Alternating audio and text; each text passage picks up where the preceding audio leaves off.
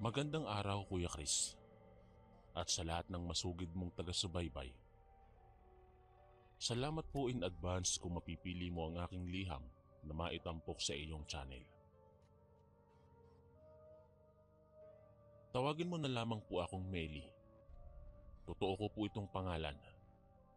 Pero ang mga lugar na aking babanggitin, tao o kaganapan ay akin na lamang itatago. Para na rin sa mga pribadong buhay ng bawat karakter na ilalahad ko sa kwento. Kung sakaling meron man po o kung ano man po ang magiging pagkakatulad sa iba, ay hindi po ito sinasadya. Sa taong 1977, ako po ay 24 na. Masasabi ko po na may ibubuga din po akong ganda, Kuya Chris. At ang porma ko sa dekada 70 ay hindi rin papahuli sa ibang kababaihan na naggagandahan sa panahong yon. Sa unang bahagi ng dekada 70, ay nagsimula na noon na iwanan ng mga kababaihan ng mga mini dress kung tawagin noon para sa mga disenteng damit tulad ng maxi skirt. Ang mga vintage na damit mula sa Victorian era ng kanluran ay naging tanyag din dahil sa mga mahabang manggas, sintas at kwelyo ay naging tanyag ng mga damit sa panahon ko. Kahit pa itanong ninyo sa mga lolo at lola ninyo, ito na ang pinakatanyag na estilo noon. Dahil sa angkin kong karisma, ay marami pong nangliligaw sa akin. Marami ang nagpaparamdam ng kanilang mga damdamin. Ngunit sa panahong yun ay masyado po akong pihikan at hindi rin ako basta-basta nakikipagkaibigan. Lalo na hindi ako masyadong gumagala sapagkat bali-balita sa aming bayan ang tungkol sa mga naglalabasang aswang.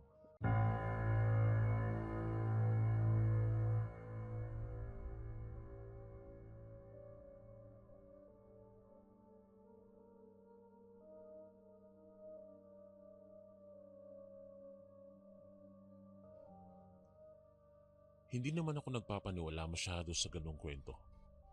Kasi para sa akin, wala nang masasama pa sa mga taong may masamang pag-iisip na hindi takot gumawa ng mga bagay na napakasama. Pero naisip kong mainam na rin ang mag-ingat dahil wala namang masama kung susunod sa magulang. Tuwing linggo noon, ay nakaugalian na naming magsimba. Iba pa ang mga kababaihan sa panahon noon dahil bestida ang aming kasuotan at may belo kaming nakatalokbong o takip sa aming ulo na kulay puti. Habang naglalakad kami, may isang matandang nakatingin sa akin. Hindi ko mawari kung siya ay babae o lalaki dahil nasa malayo lang siya at nakatanaw sa akin. Hindi ko na lamang siya pinansin dahil baka trabahador lang ito ng tubo o sugarcane sa banyagang salita.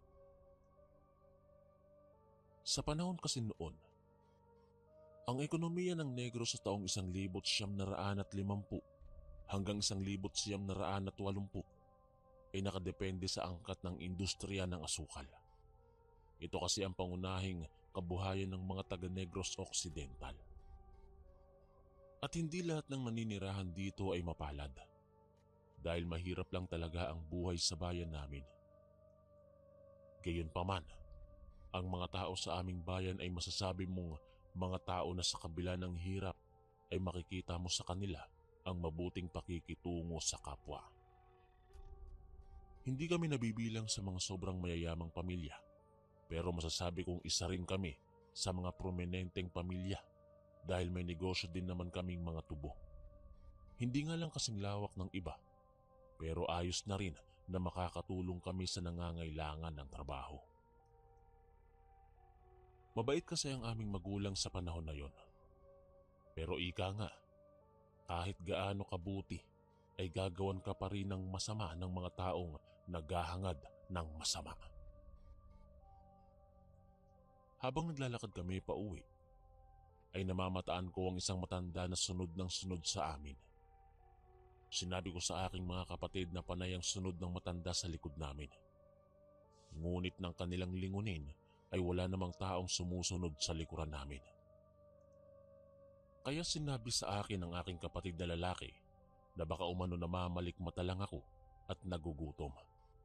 Dahil nakalimutan naming mag-agahan bago umalis at dahil nag-iisang babae lamang ako ay madalas nila akong napagkakaisahan.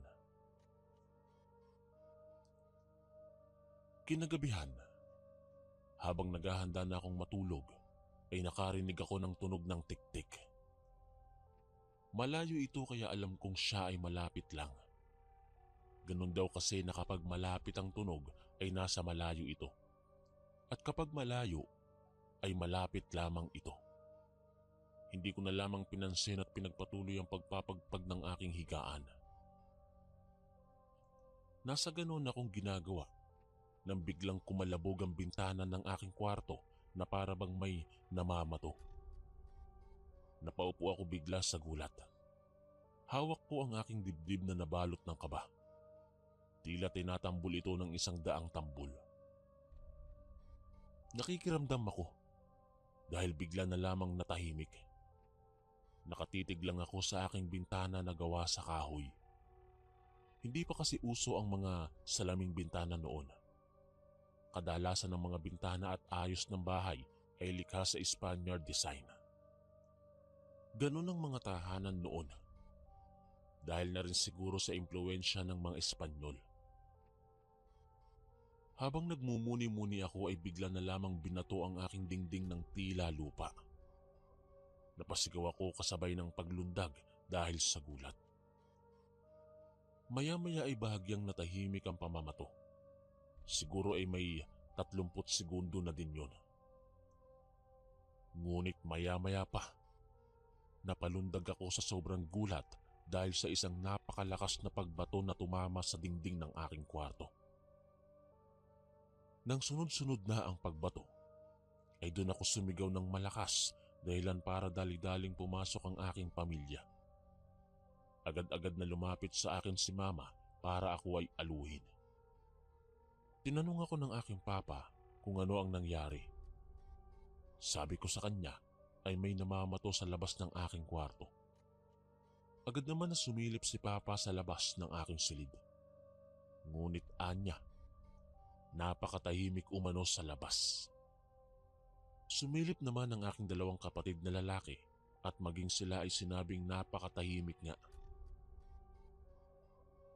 Nakiusap ako sa aking mama na doon muna ako matulog sa kanilang silid kahit ngayong gabi lang.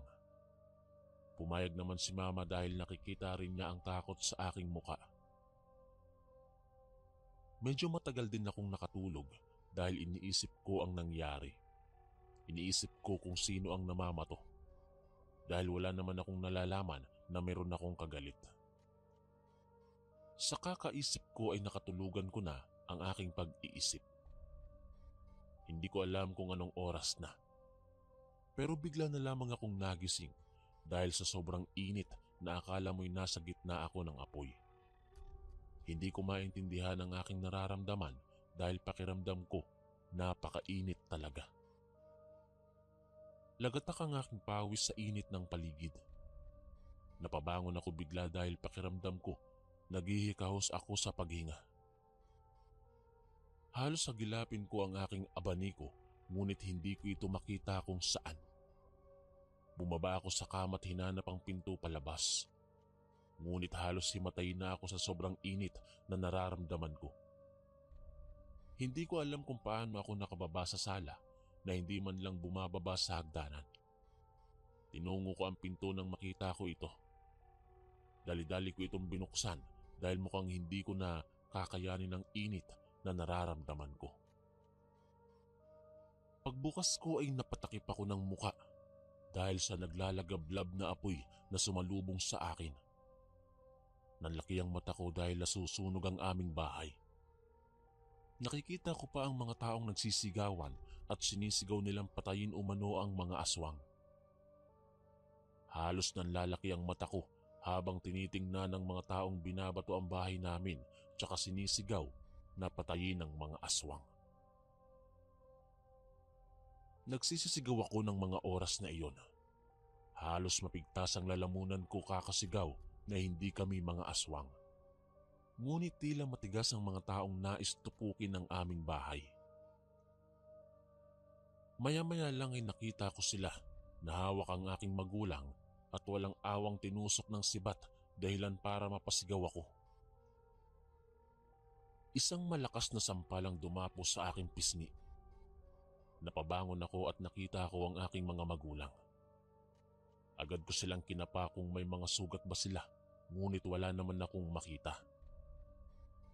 Tinanong ako ni mama kung ano ba ang napanaginipan ko at nagsisisigaw ako. Kaya naman ikinuwento ko sa kanila ang aking panaginip na parang totoo. Maaga kaming nagtungo sa bayan para mamili ng mga kasangkapan sa pagluluto. Kasama ko ang aking mama at ang aking pinsan na si Milet. Dinaanan namin siya sa kanilang bahay at sinabing kung gusto ba niyang sa amin muna siya para may kasama ako sa kwarto. Hindi naman tumanggi ang aking pinsan. Isang sakay lang din naman ang pagitan sa kanila at sa aming baryo. Kaya hindi siya mahihirapan umuwi kapag nais niyang makita ang kanyang pamilya. Habang abala kami sa pamimili, ay may isang matanda ang nakatingin sa gawin namin. Si Milet ang unang nakapansin sa matanda na tumitingin sa amin. Marahan niyang ibinulong na may nakatingin umanong matanda sa amin. Tiningnan ko naman ang gawin ng matanda at parang nagulat pa ako dahil nagkasalubong ang aming mga mata. Binawi ko naman agad ang mga tingin ko tsaka nagpatay mali siyang hindi ko siya nakita. Hindi ko mawari kung siya ay lalaki o babae ba dahil sa suot niyang itim na damit na may mahabang manggas at may malapad na kaputsa. Binaliwala na lamang namin yon at nagpatuloy sa pamimili. Nang may makita kami ni Milet na nagtitinda ng hikaw na isang matandang babae, ay nagpaalam kami sa aking mama na titingin lamang kami sa mga palamuti sa tenga. Nang pumayag siya ay agad kaming umalis para tingnan ng mga palamuti sa tenga. Masaya kaming namimili ng mga palamuti habang si Milet panay ang sukat ng mga hikaw at kwintas. Panay naman ang tingin sa akin ng tindera at sinasabihan niya akong maganda. Bagay na akin namang ipinagpapasalamat. Nagpatuloy kami sa pagpili ni Milet ng mga palamuti nang muling magsalita ang tindera na napakaganda daw umano ng aking kutis. Naiilang man ay muli akong napangiti at nagpasalamat. Habang abala kami sa pamimili ay nilapitan ako ng isang matanda. Sabay pa kaming nagulat ni Milet nang lumapit siya sa amin. Ito yung matanda na madalas kong makita sa malayo na nakatingin sa akin parati. Bahagya pa akong napaatras nang may iniabot siya sa akin. Ayaw ko sanang tanggapin ang binibigay niya. Ngunit nang kanyang sabihin na binibigay niya ito bilang regalo dahil kahawig ko umano ang yumao niyang anak. Napatingin pa ako ng bahagya sa kanya at sa kanyang inaabot na isang kahon na kulay mahogani.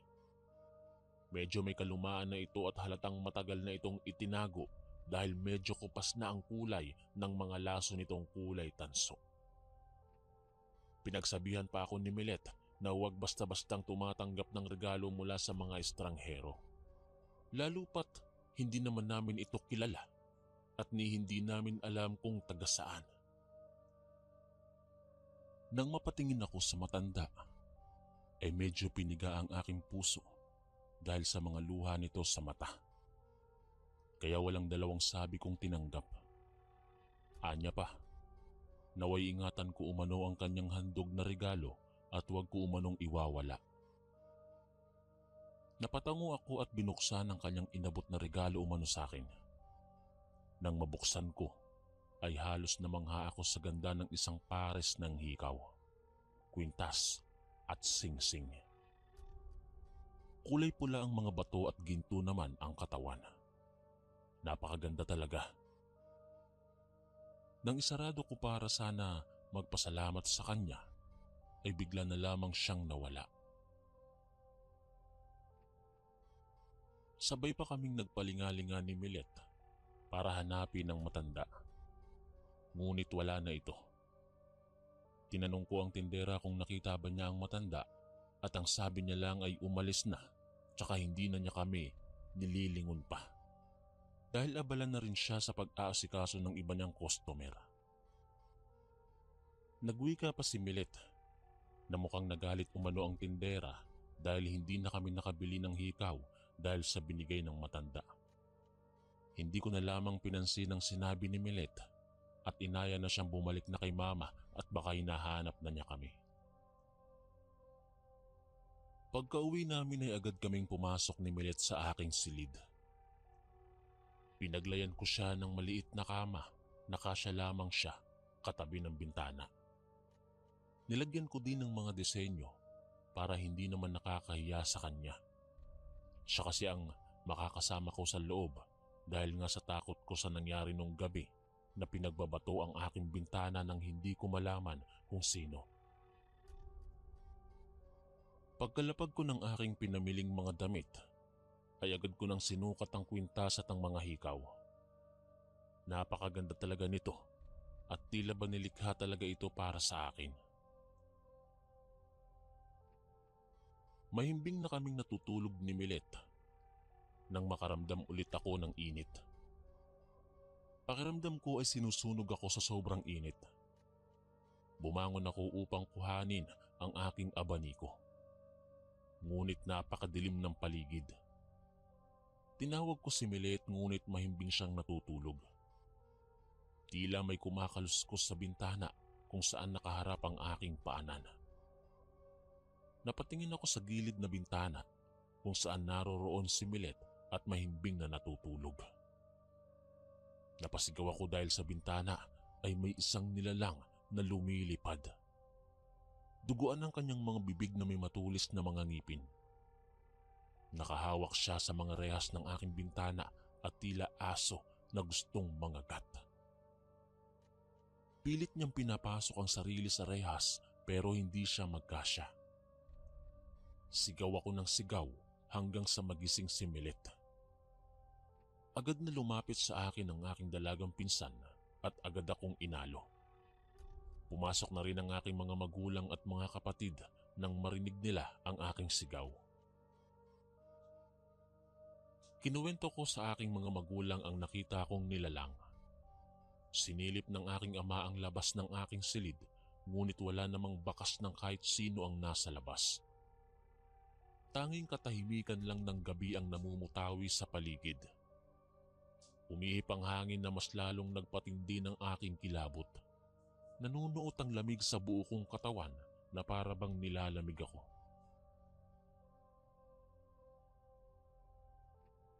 Nagkasakit ako at tinamaan ako noon ng matinding lagnat at lamig.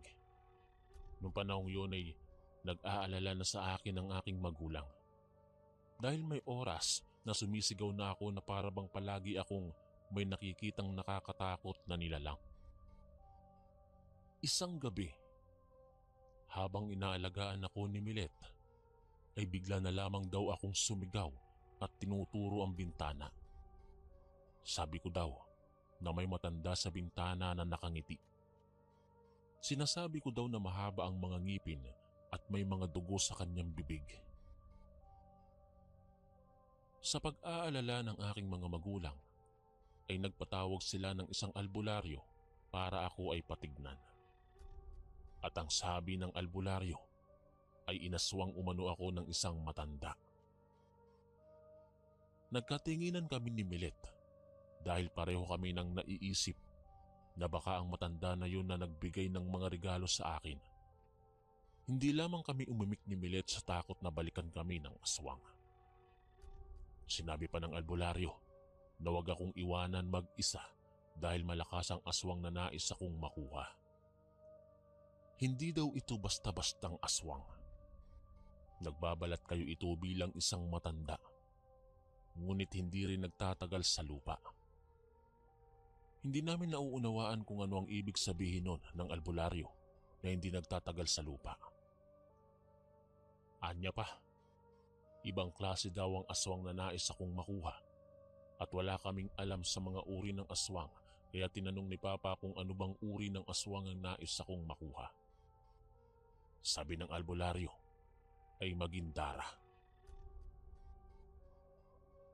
Ang Magindara ay mga aswang sa dagat. Ito ay magagandang sirena na kumakain ng lamang loob ng tao. Ang ganitong uri ng mga aswang ay nalalason sa dugo ng mga bata, sapagkat lason sa kanila ang kainosentehan ng mga musmos. Iniisip ko kung paano akong nakita ng aswang na yon. Tsaka ko lang naalala na nagtungo ako sa tabing dagat noon kasama ang aking mga kaibigan. Isang araw nakita namin ng matanda na umaaligid sa bahay.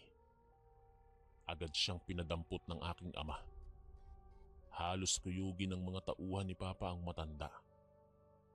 Napapaiyak pa siya habang sinasabing hindi siya aswang. Ngunit hindi siya tinantana ng mga tauhan ni ama. Itinali siya ng mga ito sa puno. Halos dumugo na ang kanyang katawan kakahila ng mga tauhan ni Papa. Pinatawag ang albularyong gumamot sa akin para makita ang matanda. Halos naawa ako sa kalunos-lunos na sinapit ng matanda. Naawa ako sa kanya. Ngunit may bahagi sa puso ko na nagagalit din ako dahil inaswang niya ako. Nang makarating ang albularyo ay nagulat siya sa nakita. Sinabi niyang pakawala ng matanda na aming ikinagulat. Anya, hindi ito ang aswang na umaswang sa akin. Pinakawalan siya ng mga tauhan ni ama, tsaka dinala namin sa itaas upang gamutin. Naawa ako sa kanyang sinapit dahil napagkamalang isa siyang aswang. Tinanong ako ng albularyo kung mayroon bang binigay sa akin ng matanda. Agad kong kinuha ang kahon na binigay sa akin ng matanda at ibinigay sa albularyo. Sabi niya, ang mga regalo na mula sa matanda ang siyang nagpoprotekta sa akin. Sabi ng matanda na nagregalo sa akin ng kahon na kaya niya binigay yon dahil nakita niya sa akin ang itim na aura na nakita niya noon sa kanyang anak. Isang Magindara ang umakyat sa lupa para mambiktima.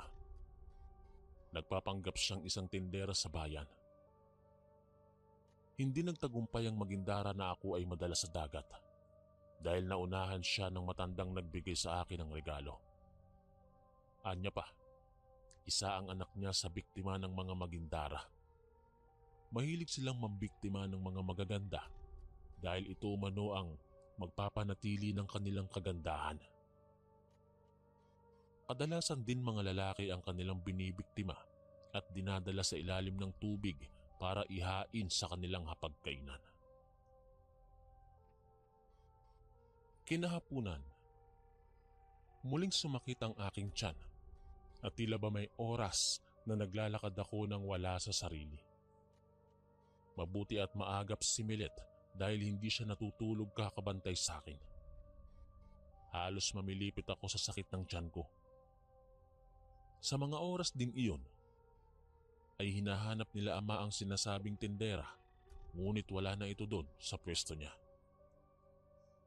Nagtataka ako dahil sabi ng albularyo at ng matanda ay protektado ako nung laman nung kahon. Ngunit bakit tila palagi kong nakikita ang muka ng aswang?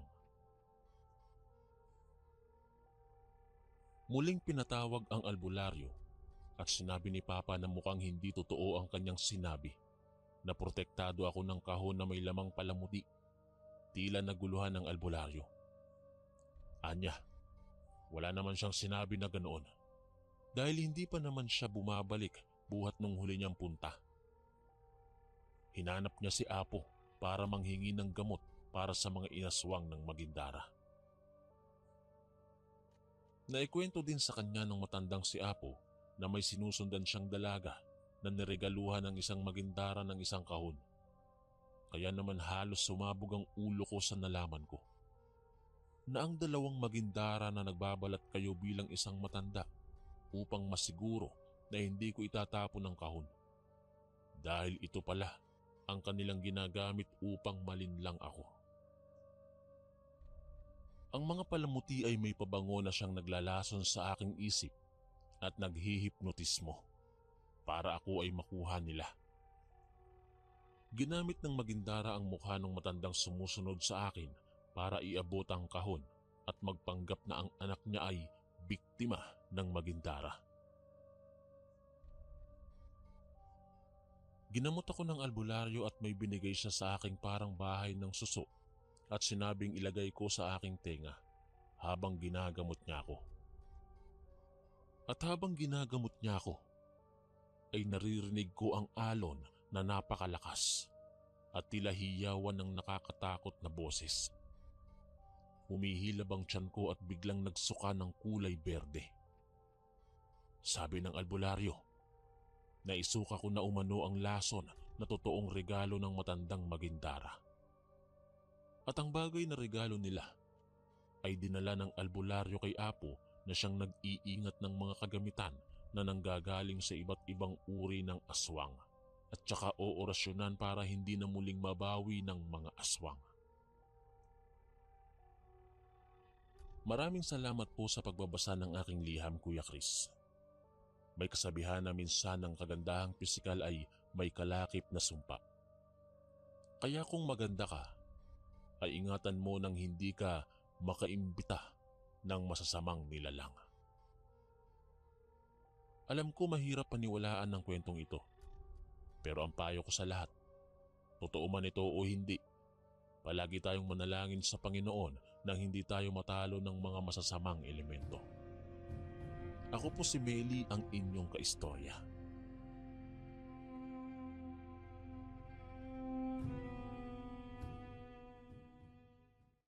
Isang mapagpalang araw po sa inyo, Kuya Chris, at sa lahat ng inyong mga taga-subaybay.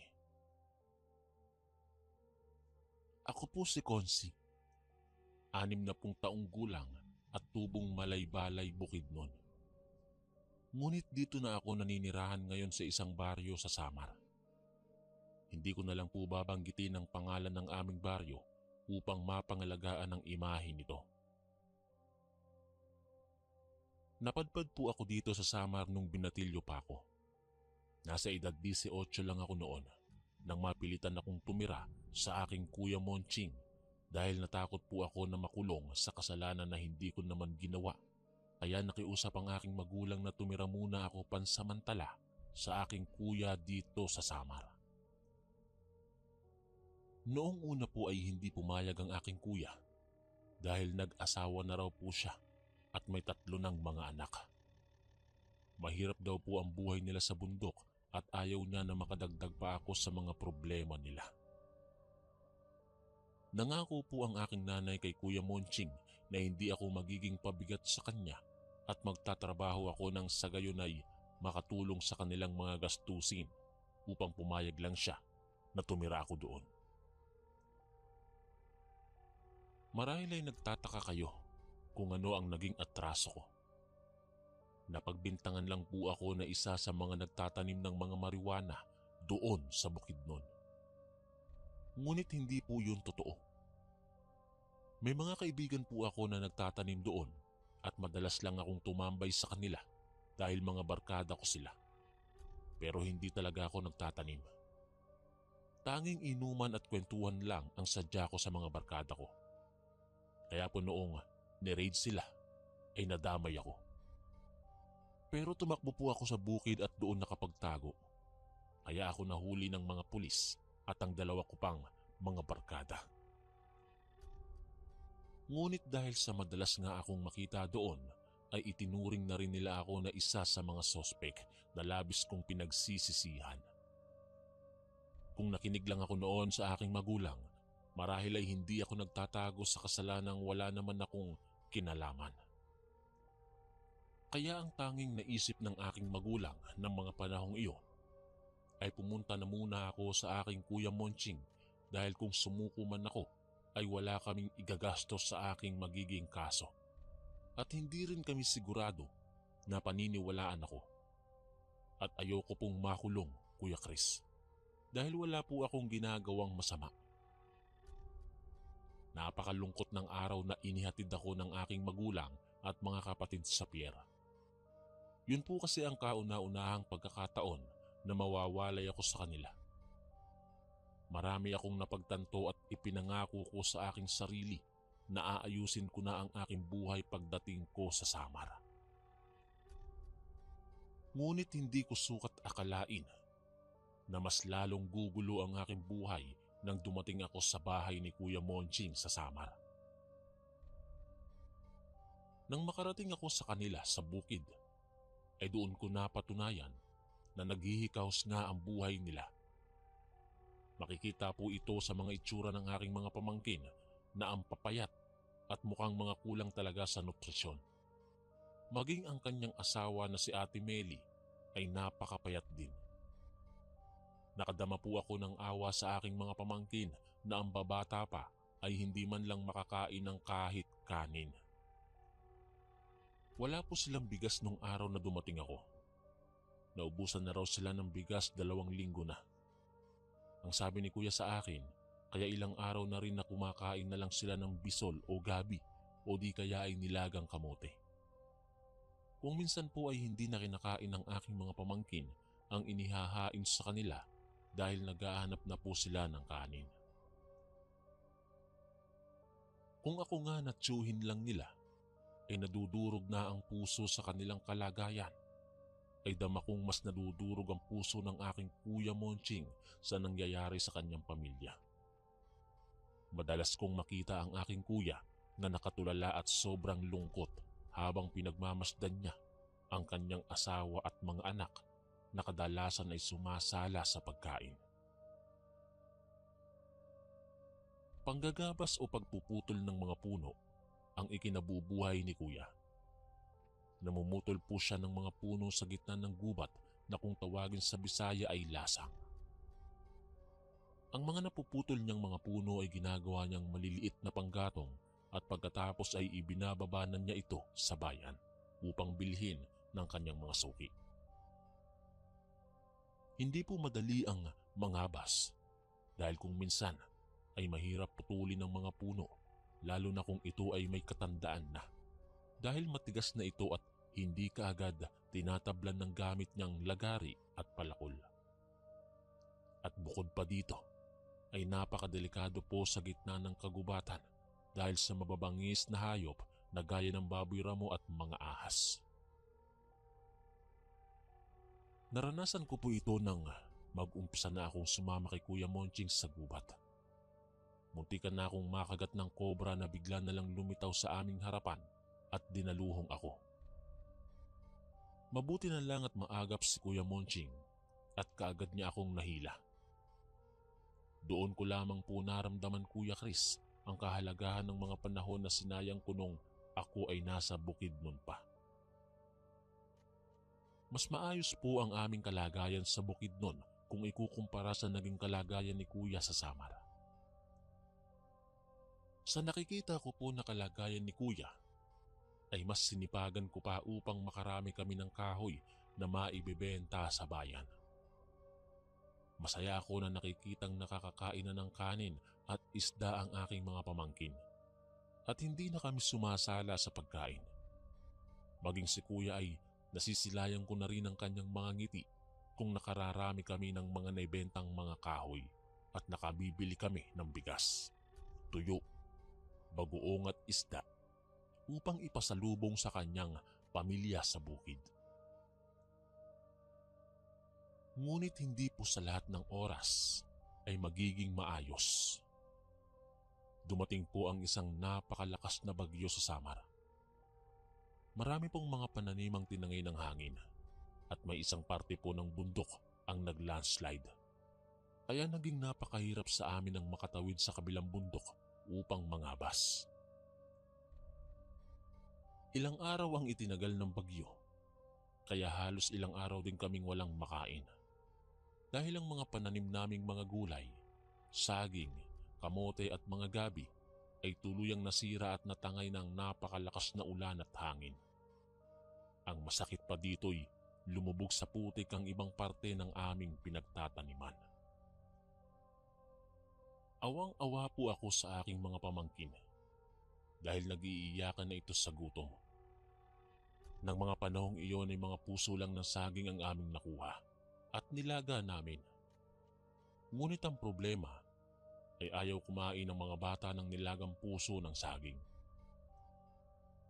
Sa naging kalagayan namin, matapos ang bagyo, ay nagpasya si Kuya Monching na pumunta sa kabilang baryo kung saan nakatira daw ang kanyang kumpare. Doon siya hihingi ng tulong para sa aming pagkain. Nais ko sanang sumama sa kanya, ngunit hindi pumayag si Kuya Monching. Bantayan ko na lang daw ang kanyang mag-iina. Inutusan na lang niya ako na pumunta sa sagingan at sa taniman namin ng mga gabi at kamote upang magbakasakali na makakita ako ng pwede pa naming makain. Nang makaalis si Kuya Monching, ay umalis na rin ako upang maghanap ng aming makakain. At dininig naman ng Diyos ang aking panalangin. Dahil may nakita akong mga puno ng saging na inanod sa sapa na may mga bunga pa. Sa paglusong ko sa sapa ay nakakita rin ako ng mga talangka at maliliit na isda. Kaya pinagtiyagaan ko na itong hulihin upang may makain ng aking mga pamangkin at hipag. Sanay akong manghuli ng mga isda at talangka sa sapa nung ako ay nasa bukid nun pa. Kaya marami-rami din akong naiuwi sa bahay at tuwang-tuwa ang aking mga pamangkin. Pinagsaluhan namin ang mga dala kong pagkain at ang iba ay itinira namin kay Kuya Monching. Ngunit hindi po umuwi ng gabing iyon si Kuya. Inisip na lang namin na nahirapan itong maglakad pababa sa bayan dahil sa mga nangyaring landslide sa mga kabundukan. At napakahirap po na maglakad dahil masyadong maputik ang daan. Ilang araw na po ang lumipas, ngunit hindi pa rin umuuwi si Kuya Monching. Labis na ang aming pag-aalala dahil ang sabi niya ay uuwi siya kaagad sa gabi noong araw na umalis siya sa bukid. Halos araw-araw kaming nakaabang sa kanyang pagbabalik, ngunit magtatatlong linggo na ang lumilipas ay wala pa rin siya. Wala kaming ideya kung saang baryo nakatira ang sinasabi niyang kumpare. Ang sinabi niya lang ay sa kabilang baryo, kaya hindi na kami nagtanong pa ng kung ano-ano dahil nagmamadaling umalis si Kuya ng araw na yon. Nang hindi pa rin umuuwi si Kuya Monching, ay nagpasya na ang aking hipag na si Ate Meli na bumaba sa bayan at hanapin ang aking kuya sa kanilang mga kakilala na nakatira doon. May mga kamag-anak din si Ate Meli sa bayan kaya sinubukan na rin niya na magbakasakali na makita doon ang aking kuya. Paalis na sana si Ate Meli nang marinig namin ang mga sigaw ni Kuya na tinatawag ako at si Ate Meli. Nang dumungaw ako sa bintana ay nakita ko si Kuya Monching na paparating na may dalang isang sako ng bigas at isang malaking supot na plastik.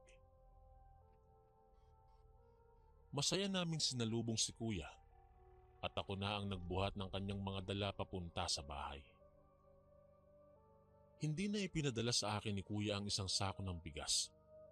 Iniabot niya sa akin ng isang malaking plastik na naglalaman daw ng mga karne. Habang papasok kami sa bahay, ay ikinuwento niya sa amin na nangabas pala sila ng kanyang kumpare kaya hindi kaagad siya nakauwi. At habang hindi pa tapos ang kanilang pangangabas, ay inimbitahan sila ng taong nagpagabas sa isang piyesta sa kalapit nitong baryo. At doon daw nanggaling ang iniuwi niyang karne sa amin. Meli, kunin mo kay Konsi ang supot na dala niya. Mga karne ang laman niyan.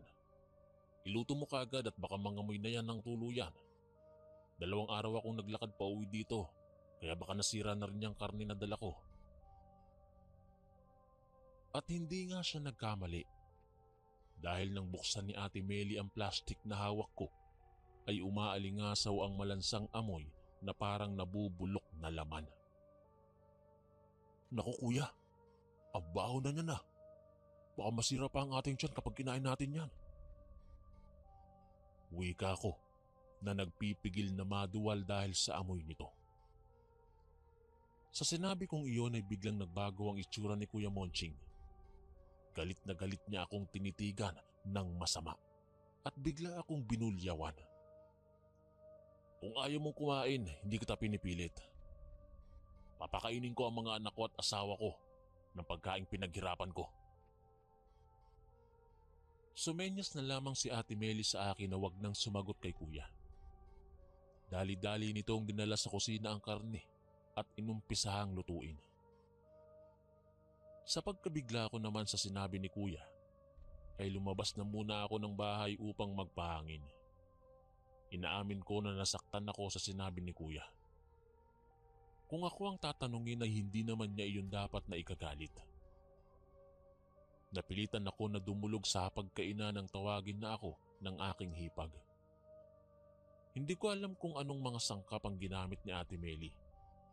Ngunit naging mabango at mukhang katakam-takamang mga karne niyang niluto. At kanya itong inihain. Ginawa niya itong adobo na pinatuyo.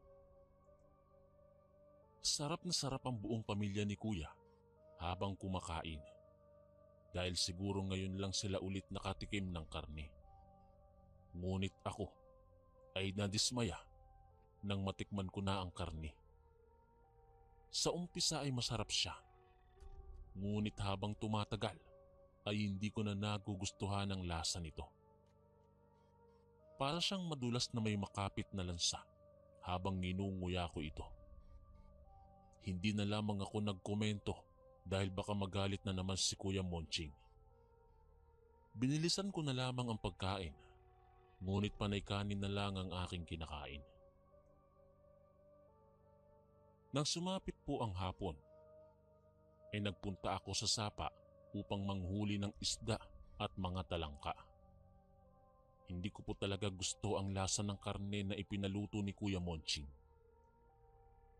Nagdahilan na lang ako na sayang naman kung hindi ko huhulihin ng mga isda at talangka upang pandagdag sa ulam.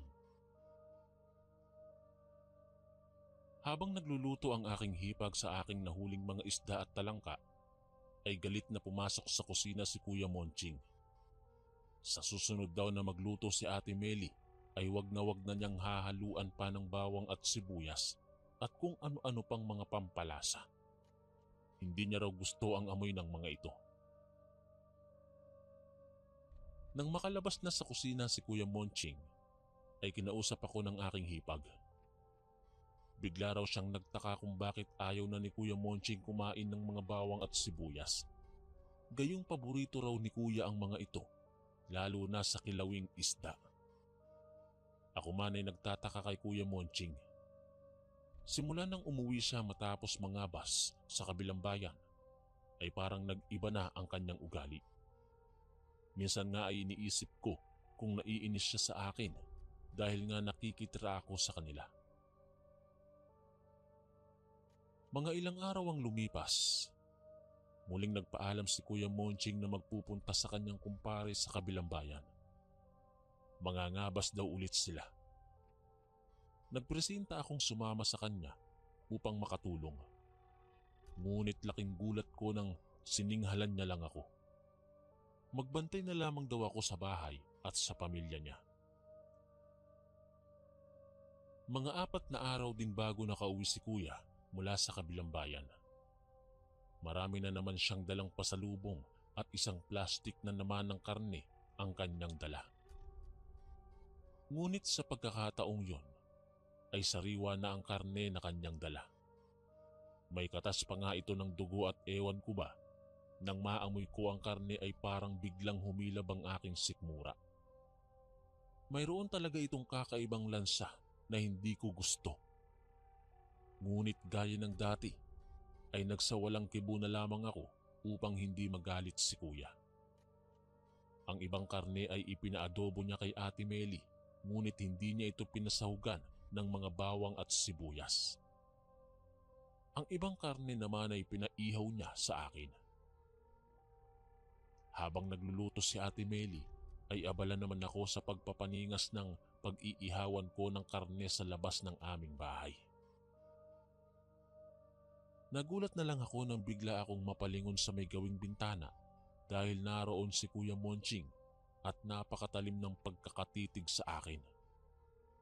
Kunwari ay patay mali siya na ako, ngunit nakaramdam ako ng pagkailang. Pakiramdam ko ay ayaw ni Kuya Monching na makipisan ako sa kanya.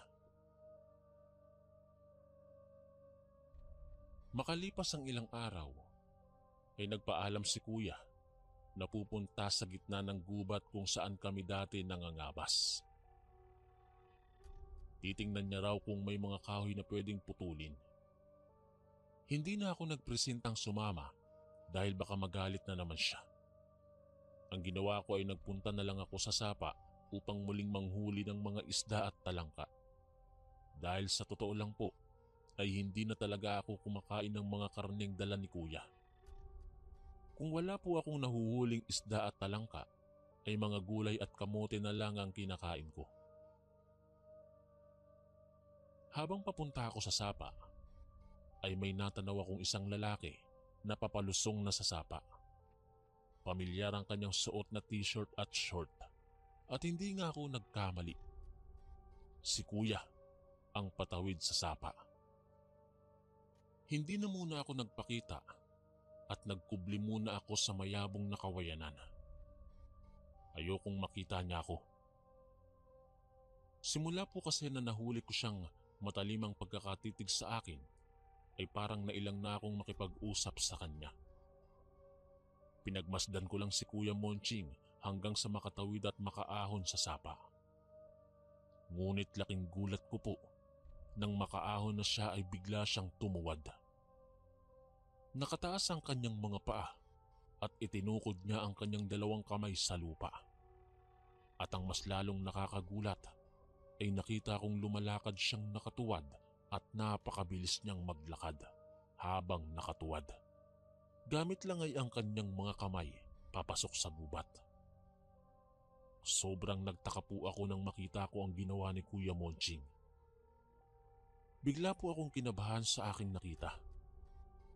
Hindi na ako nanghuli ng isda at mga talangka sa sapa. At nagmamadali na akong umuwi at kinausap ko ang aking hipag tungkol sa aking nakita. Nalaman ko sa aking hipag na kahit siya man daw ay nagtataka na kay Kuya Monching. Hindi niya lang daw sinasabi sa akin na ilang gabi nang umaalis ang aking kuya at hindi niya alam kung saan ito nagpupunta. Nagigising na lang daw siya sa madaling araw na wala na ito sa kanilang higaan at wala rin naman ito sa sala o kahit sa kanilang bakuran. Naging palaisipan po sa amin ng aking hipag ang ginagawa ni Kuya. Wala pa kaming ideya kung bakit ganoon ang nangyayari sa kanya. Papalubog na ang araw nang makauwi si Kuya sa bahay. May dala siyang 3 patay na manok at 1 baboy. Saan mo naman nakuha yan, Monching? At ang dumi-dumi ng t-shirt mo. Ang daming dugo. Saan ka ba napupunta? Nagtatakang tanong ni Ate Meli kay Kuya. Diyan lang sa isa kong kaibigan. Tinulungan ko siyang magkatay ng manok at baboy. Kaya yan, pinadalhan ako ng pang-ulam natin. Sinong kaibigan? Kilala ko lahat ng kaibigan natin. Sino sa kanila? Muling tanong ni Ate Meli. Bakit ba ang kulit-kulit mo? Ang dami mong tanong. Iluto nyo na lang yan at aalis pa ako. Konsi, haligang rito. Ihawin mo ulit yung ibang baboy at tirahan nyo lang ako ha. Makikipag-inuman lang ako doon sa kaibigan kong nagbigay ng baboy at manok. Sa totoo lang po, ay naikumpara ko ang baboy na dala ni Kuya Monching ng araw na yon. Masarap po siya at wala akong lansa na nalasahan kumpara sa mga karne na dinadala niya sa amin sa tuwing siya ay maggagabas sa kabilang bayan. At habang wala po si Kuya, ay naghiwalay ng ilang piraso ng karne si Ate Meli na ginawa niyang adobo at nilagang karne. Gumamit po siya ng mga pansahog upang magkalasa raw ang kanyang niluluto. Mga ilang araw pa ang lumipas ay madalas nang magdala si kuya ng mga patay na manok, baboy at kung minsan ay kambing. Kaya naman po sagana na kami sa ulam at hindi na sumasala sa pagkain. Ngunit isang araw ay may mga grupo ng kalalakihan ang umakyat sa amin sa bundok. Nagtatanong-tanong sila kung may mga hayop na naliligaw sa amin dahil nawawala raw ang mga hayop nila, maging ang mga baka at kalabaw ay nawawala rin. Nagkatinginan na lang kami ni Ate Meli at iba na ang iniisip naming dalawa. Nang makaalis ang mga kalalakihang nagtanong sa amin ay nag-usap kami ni Ate Meli. Iisa nga ang aming hinala. Marahil ay si Kuya Monching ang may gawa ng mga pagnanakaw sa mga hayop at inuuwi niya sa amin upang ipang-ulam. Ngunit higit pa pala roon ang tunay na dahilan. Isang araw ay umuwi si Ate Meli na namumutla at umiiyak. Habang nangunguha raw kasi siya ng gugulayin niyang labong sa kawayanan, ay nakita niya si Kuya Monching na kinakain ng buhay na kambing. Sarap na sarap daw ito habang nilalantakan nito ang mga lamang loob ng kambing. Halos masukan naman si Ate Meli habang kinukwento niya ito. At naniniwala na siya sa akin dahil pagkatapos raw kainin ni Kuya ang hilaw na kambing ay muli itong tumuwad at naglakad sa pamamagitan ng kanyang mga kamay. Masyado na kaming naguguluhan sa mga nangyayari kay Kuya. Hindi namin alam kung ano ang dahilan kung bakit siya nagkaganon. Mga ilang araw ay nagpaalam ulit si Kuya na muling pupunta sa kanyang kaibigan sa kabilang baryo upang mangabas. Hinayaan na ni Ate Meli na makaalis si Kuya dahil sa totoo lang daw ay natatakot na siya kay Kuya. Napagdesisyonan ni Ate Meli na kung makaalis na si Kuya ay bababa rin siya sa bayan upang ikonsulta sa kanyang mga kamag-anak na manggagamot ang tungkol kay Kuya. 2 araw rin ang inilagi ni Ate Meli sa bayan at pagbalik niya ay kasama na niya ang 2 niyang mga tiyuhin na kapwa manggagamot. Ayon sa kanila ay nayanggaw raw si Kuya at nagsisimula ng maging aswang. Nagulat ako sa kanilang sinabi. Hindi ko matanggap ang nangyari sa aking kapatid. Nang dumating sa bukid si Kuya, ay marami na naman itong dalang karne at bigas. At mukhang ang totoo ang sinabi ng mga tiyuhi ni Ate Meli tungkol kay Kuya. Nang makita kasi nito ang mga tiyuhi ng aking hipag, ay halatang galit ito sa kanila. Wala itong kibo na iniabot kay Ate Meli ang dala niyang karne at bigas at hindi man lang binati ang mga bisita nito. Nagmamadali din itong lumabas ng bahay at umalis. Hindi naman nag-aksaya ng oras ang mga tiyuhin ni Ate Meli. Nag-orasyon sila at binuhusan nila ng dala nilang langis ang mga karneng dala ni Kuya. At halos bumaligtad ang aming mga sikmura nang unti-unting nagbago ang itsura ng karne. Naging iba't ibang parte na ito ng katawan ng tao na pinira-piraso. Ang ibang karne ay ipinalibing ng mga tiyuhin ni Ate Meli at ang iba naman ay ipinaluto nila upang ipakain daw kay Kuya upang maalis ang sumpa ng pagkaaswang nito. May mga inihalo sila sa karne upang maisuka raw ni Kuya ang ginamit sa kanya noong siya ay niyanggaw. Hindi naging madali ang paggagamot kay Kuya upang maalis ang kanyang pagkaaswang. Ngunit nagpapasalamat ako sa Diyos dahil bumalik na siya sa normal ngayon at naagapan ito. Kung minsan ay naiisip ko na sa sobrang kahirapan ng tao, ay kakapit na lang ito sa patalim gaya ng nangyari sa aking Kuya. Upang may maipakain lang sa pamilya ay hindi na nito inalintana kung ligtas ba ang mga pagkain kanyang ipapakain sa kanyang pamilya. Hanggang dito na lamang po ang aking kwento at maraming salamat po sa lahat ng mga nakinig. Maraming salamat po mga kaistorya sa pakikinig. At kita-kits po ulit bukas para sa isa na namang nakakatakot na kwento. Ito po si Kuya Chris, ang inyong kaistorya. God bless po at ingat po lagi.